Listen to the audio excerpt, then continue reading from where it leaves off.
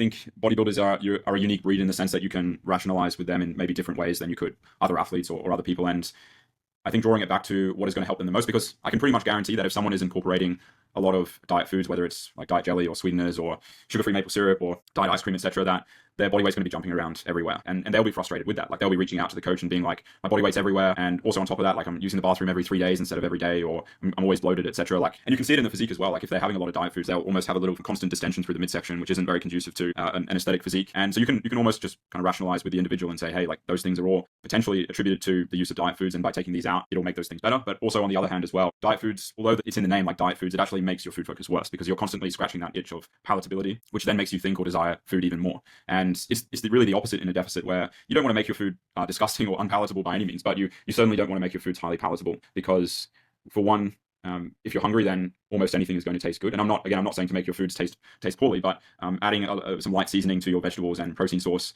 is enough. You don't need to add diet foods on top of that, like some sugar-free maple syrup on your oats, because the oats with protein powder alone will taste delicious.